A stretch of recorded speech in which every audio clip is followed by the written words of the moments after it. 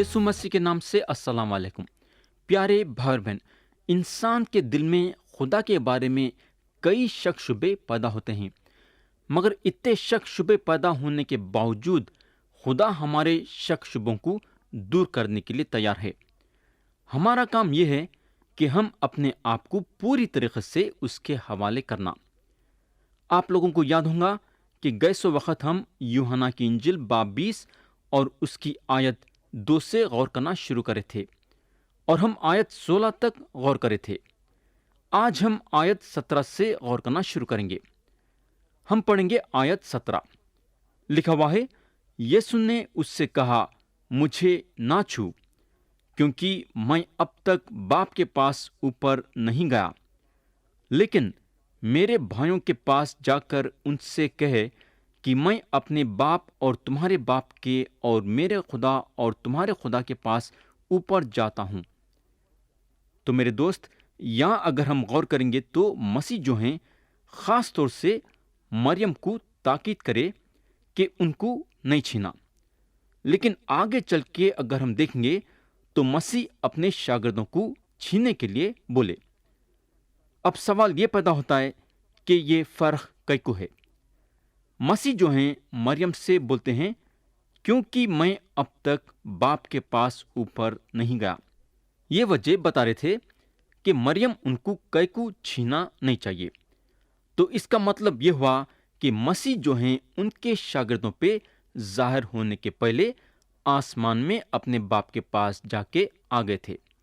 इसलिए उन्होंने मरियम को छीने से रोके और अपने शागिर्दों को इजाजत दिए छीने के लिए। मैं यकीन करता हूं कि मसीह जो हैं अपना खून खुदा के तख्त के सामने रखे और उनका खून इस तरीके से काम करा कि खुदा के अदालत को रहमत में बदल दिया।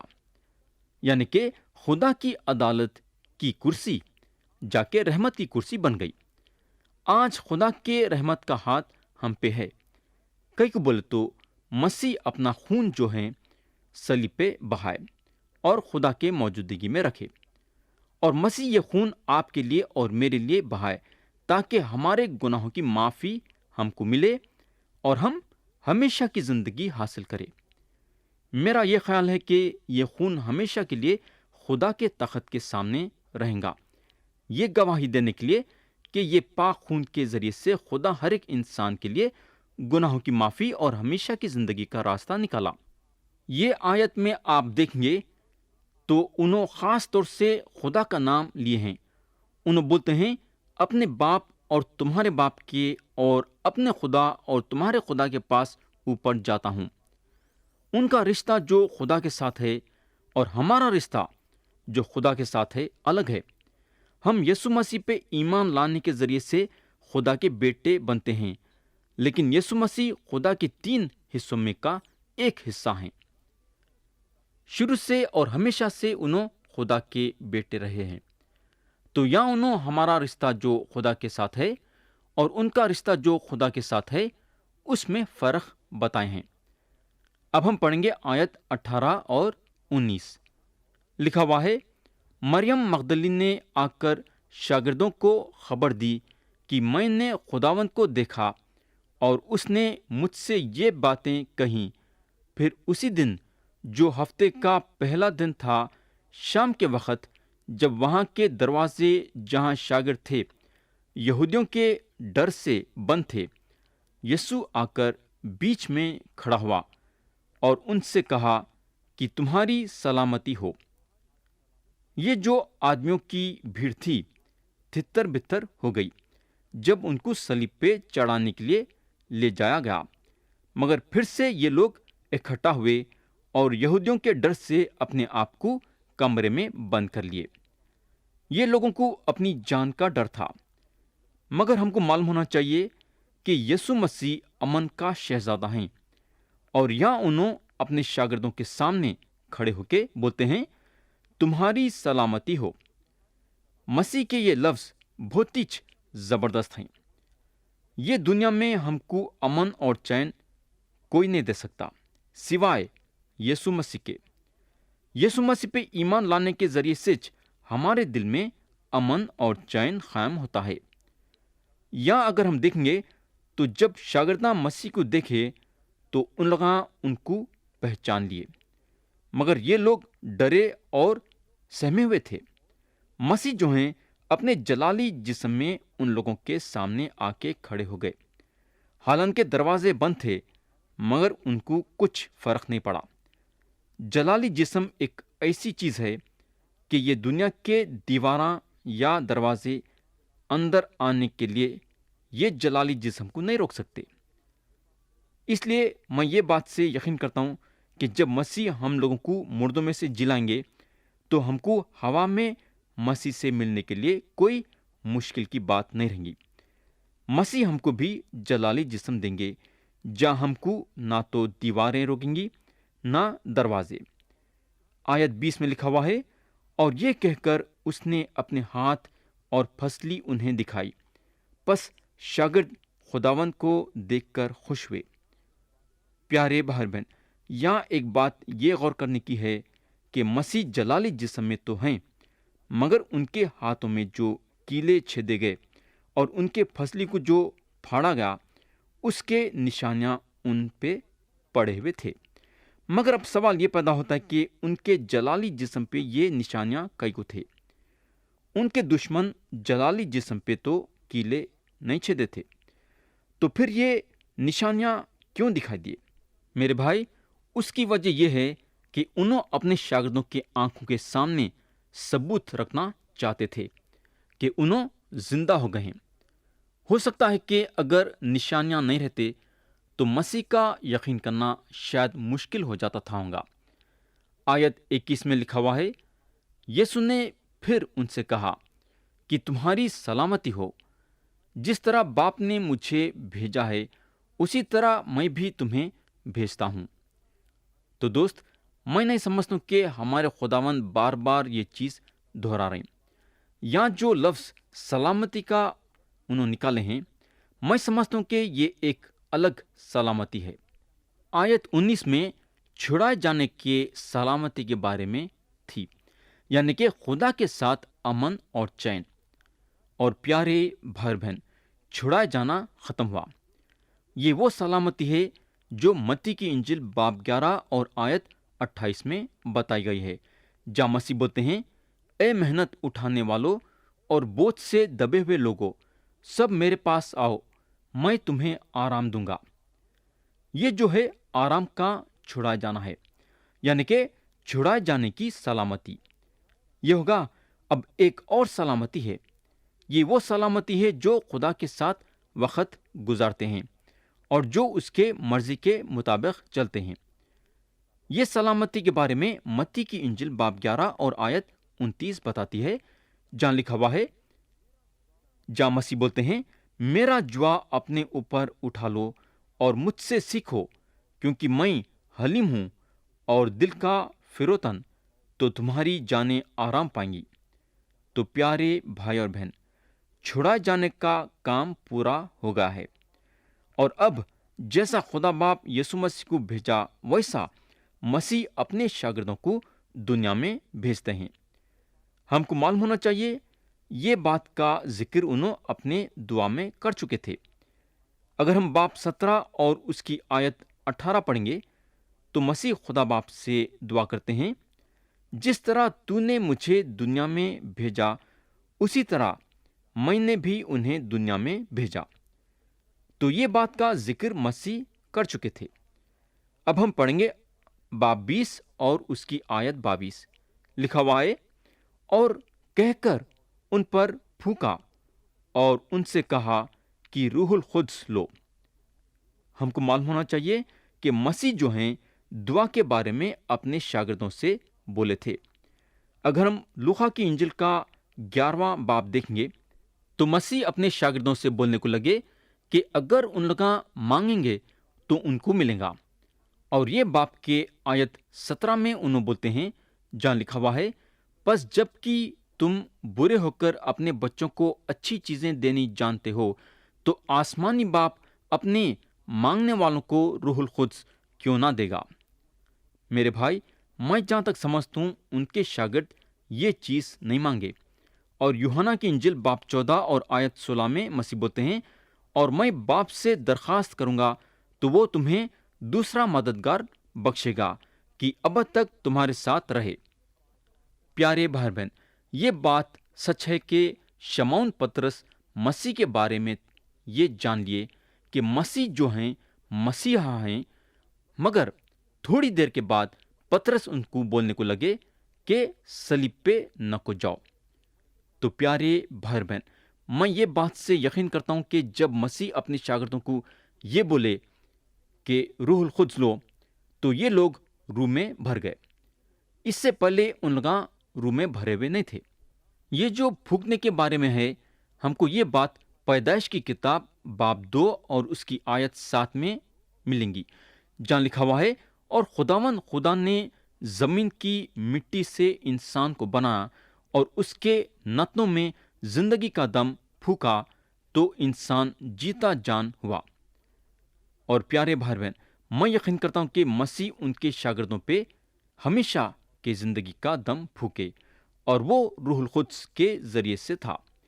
مسیح جو ہیں، یہ روح القدس ان کے شاگردوں کو تھوڑی دیر کے لیے دیے تاکہ ان کے شاگرد سنبھل کے رہے ویسا، جب تک کہ انہوں آسمان میں جا کے پنتکست کے روز روح القدس نہیں بھیجتے ہیں۔ ہم کو معلوم ہونا چاہیے کہ پنتکست کے روز روح القدس ان کے شاگردوں پہ نازل ہوا اور ان لوگوں کو مسیح کے بدن میں قائم کرا، یعنی کہ مسیح کی کلیسیا قائم ہوئی۔ اب ہم آیت 23 پڑھیں گے۔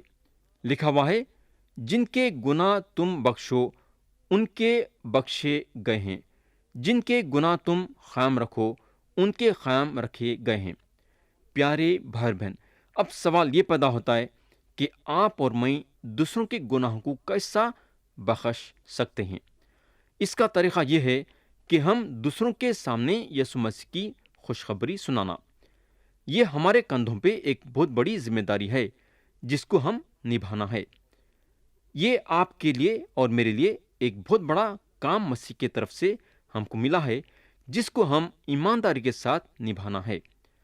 یاد رکھو کہ اگر ہم دوسروں کے سامنے مسیح کی خوشخبری کو نہیں سنائیں گے، ان کے گناہ معاف نہیں ہو سکتے، کیونکہ آپ جب بولیں گے تو ان لوگ سنیں گے، جب ان لوگ سنیں گے تو اپنا دل مسیح کے لیے کھولیں گے، جب ان لوگ اپنا دل مسیح کے لیے کھولیں گے تو مسیح ان لوگوں کے دل میں کام کریں گے، اور جب مسیح ان لوگوں کے دل میں کام کریں گے تو ان لوگ مسیح کو اپنا منجی اور خدا مانیں گے۔ جب ان لوگ مسیح کو اپنا منجی اور خدا مانیں گے تو مسیح ان لوگوں کے گناہوں کو معاف کریں گے۔ تو میرے دوست، کتنی بڑی ذمہ داری ہمارے کندھوں پہ ہے، اور اگر یہ ذمہ داری کو ہم نہیں سمجھیں گے تو مسیح ایک دن ہم سے اس کا حساب لیں گے۔ تو دوست، کیا آپ اور میں مسیح کو یہ بات کا حساب دے سکیں گے؟ کیا سوچ لو، ابھی بھی آپ کے لیے موقع ہے۔ اگر آپ یہ کام نہیں کر رہے ہیں تو آج سے شروع کر سکتے۔ آیت 24 میں لکھا ہوا ہے، مگر ان 12 میں سے ایک شخص یعنی توما، جسے توام کہتے ہیں، یسوع کے آنے کے وقت ان کے ساتھ نہ تھا۔ اب سوال یہ پیدا ہوتا ہے کہ آخر توما کہاں تھے؟ خدا کا کلام بھی یہ نہیں بتا رہا ہے کہ انہوں کہاں تھے۔ آیت 25 میں لکھا ہوا ہے، پس باقی شاگرد اس سے کہنے لگے کہ ہم نے خداوند کو دیکھا ہے، مگر اس نے ان سے کہا کہ جب تک میں اس کے ہاتھوں میں میخوں کے سوراخ نہ دیکھ لوں اور میخوں کے سوراخوں میں اپنی انگلی نہ ڈال لوں اور اپنا ہاتھ اس کی پھسلی میں نہ ڈال لوں، ہرگز یقین نہ کروں گا۔ تو پیارے بھائی بہن، یسوع مسیح کے مردوں میں سے جی اٹھنے کے بارے میں توما شرط رکھے۔ میں سمجھتا ہوں کہ جب ان کے سارے دوستاں یہ بول رہے ہیں کہ ہم خداوند کو دیکھے ہیں تو ان کا رویہ کیا رہنا تھا؟ انہوں ان لوگوں کے باتوں پہ یقین کرنا تھا، مگر توما اپنے ساتھیوں کے باتوں کا یقین کرنا نہیں چاہتے تھے۔ آج بھی کئی لوگ ہیں جو یسوع مسیح پہ ایمان لانے سے پہلے شرط رکھنا چاہتے ہیں۔ مسیح کے دوسرے شاگرد یعنی کہ پترس، یوحنا وغیرہ وغیرہ جب تک کہ مسیح کو نہیں دیکھے یقین کرنا نہیں چاہتے تھے، مگر یہاں توما اپنے ساتھیوں سے بھی ایک ہاتھ بڑھ گئے ہیں۔ انہوں مسیح کو دیکھنا بھی چاہتے تھے اور ان کے ہتھیلیوں اور پھسلیوں میں ہاتھ بھی رکھنا چاہتے تھے۔ آیت 26 سے 28 میں لکھا ہوا ہے، 8 روز کے بعد جب اس کے شاگرد پھر اندر تھے اور توما ان کے ساتھ تھا اور دروازے بند تھے، تو یسوع آیا اور بیچ میں کھڑا ہو کر بولا، تمہاری سلامتی ہو۔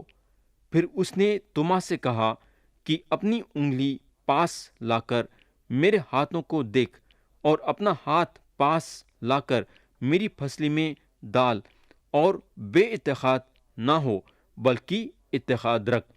توما نے جواب میں اس سے کہا، اے میرے خداوند، اے میرے خدا۔ پیارے بھائی بہن، توما یہ خواہش تو رکھے کہ انہوں مسیح کے ہتھیلیوں پہ اپنی انگلی رکھنا چاہتے ہیں اور پھسلی کو چھینا چاہتے ہیں، مگر سوال یہ پیدا ہوتا ہے کہ کیا واقعی میں جب مسیح ان کے سامنے آئے تو انہوں یہ کام کرے کیا؟ کلام میں تو اس کے بارے میں نہیں بتایا ہے کہ انہوں یہ کام واقعی میں کرے یا نہیں، مگر میں اتنا جانتا ہوں کہ آج کئی لوگ ہیں جو یہ بولتے ہیں کہ کاش میں مسیح کو دیکھ سکتا، کاش میں ان کو چھو سکتا، تب جا کے میں ان پہ ایمان لاؤں گا۔ پیارے بھائی بہن، بات یہ ہے کہ موت اور مردوں میں سے جی اٹھنے کے بارے میں جو ثبوتیں ہیں اس میں کوئی بھی کمی نہیں ہے۔ کمی اور مصیبت انسان کے دل میں ہے۔ اگر آپ ایمانداری کے ساتھ آپ کے شکوں کو خدا کے سامنے رکھیں گے تو خدا ضرور آپ کی مدد کرنے کے لیے تیار ہے، بلکہ آپ کی مدد ضرور کریں گا۔ کئی لوگ ہیں جو یہ بولتے ہیں کہ ہم بائبل میں یقین نہیں کرتے، نہ کر سکتے۔ ان کا بولنے کا مطلب یہ ہے کہ ان کو سنبھالنے اور ان کی زندگی کو آگے لے کے بڑھنے کے لیے ان کی ہمت ان کا ساتھ دیں گی۔ بولنے کا مطلب یہ ہے کہ ان کی ہمت ان کی مصیبت بنی ہوئی ہے۔ پیارے بھائی بہن، میں یقین کرتا ہوں کہ توما کا دل مسیح میں تھا۔ کتنا بھی بولے تو 3 سال انہوں اپنی زندگی مسیح کے ساتھ گزارے۔ انہوں بس اپنے آنکھوں سے مسیح کو دیکھنا چاہتے تھے اور انہوں مسیح کو چھینا چاہتے تھے۔ ان کا جو ہے مسیح سے یہ بولنا، اے میرے خداوند، اے میرے خدا، اس سے بڑھ کے گواہی مسیح کے لیے اور نہیں ہو سکتی۔ انہوں ایسا بول کے مسیح کے لیے ایک بہت بڑی گواہی بنے۔ شک تو ان کے دل میں پیدا ہو گیا تھا، مگر مسیح کو خداوند ماننے سے پیچھے نہیں ہٹے۔ میرے بھائی، آپ سوچ سکتے کہ ایک شکی آدمی کے منہ سے یہ بات نکلی، اے میرے خداوند، اے میرے خدا۔ اب ہم آیت 29 پڑھیں گے۔ یسوع نے اس سے کہا، تو مجھے دیکھ کر ایمان لایا ہے، مبارک وہ ہیں جو بغیر دیکھے ایمان لائے۔ پیارے بھائی بہن، میں تو بولوں گا کہ آج خاص برکت ہے، کیونکہ ہم مسیح کو بغیر دیکھے کے ایمان لائے ہیں، اور یا مسیح ہم کو مبارک بولتے ہیں۔ اب ہم آیت 30 اور 31 پڑھیں گے، جو کہ یہ باب کے آخری آیتیں ہیں۔ اور یسوع نے اور بہت سے معجزے شاگردوں کے سامنے دکھائے جو اس کتاب میں لکھے نہیں گئے، لیکن یہ اس لیے لکھے گئے کہ تم ایمان لاؤ کہ یسوع ہی خدا کا بیٹا مسیح ہے، اور ایمان لا کر اس کے نام سے زندگی پاؤ۔